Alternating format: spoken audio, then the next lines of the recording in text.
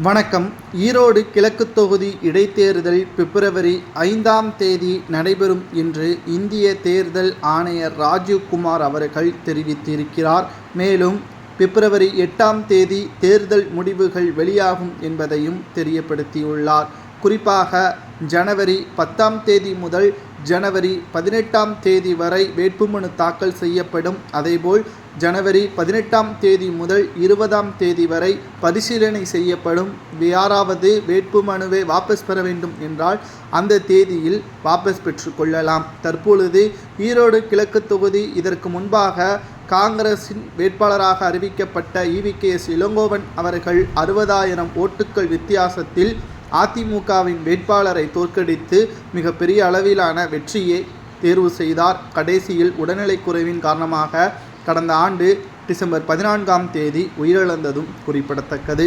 மீண்டும் இடைத்தேர்தல் வந்திருக்கக்கூடிய நிலையில் திமுக அந்த ஈரோடு தொகுதியை கைப்பற்ற வேண்டும் என்றும் காங்கிரசிற்கு இந்த முறை ஒதுக்க வேண்டாம் என்றும் பேச்சுவார்த்தையும் நடத்தப்பட்டு வருகிறது.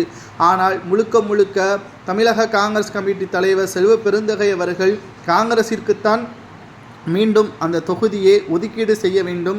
ஆரம்ப காலகட்டத்தில் 2021 சட்டமன்ற தேர்தலின் பொழுதே இது காங்கிரஸ் தொகுதியாக ஒதுக்கப்பட்டது, எங்களது இலாக்காவை நீங்கள் பறித்து கொள்ள முடியாது என்றும் காங்கிரஸ் கட்சியின் தலைவர் செல்வ பெருந்தகை அவர்கள் தெரிவித்திருக்கிறார்.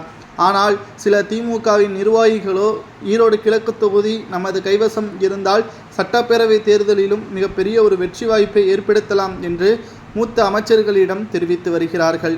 இதனால் தற்பொழுது திமுகவிற்கும் காங்கிரசிற்கும் இடையே மோதல்கள் நிலவியுள்ளதாக தகவல்களும் வெளியாகியுள்ளது.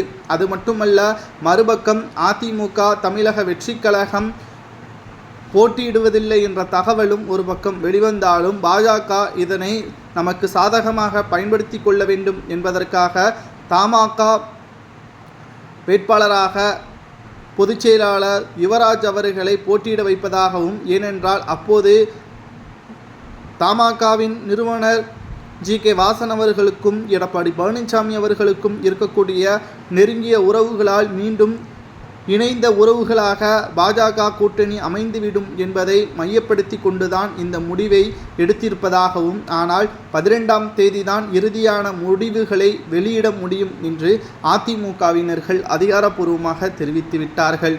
இப்படிப்பட்ட சூழலில் நிச்சயமாக திமுகவிற்கு எதிராக மிகப்பெரிய ஒரு கூட்டணியே ஈரோடு கிழக்கு தொகுதியில் அதிமுக அமைக்கும் என்றும் கூறப்படுகிறது.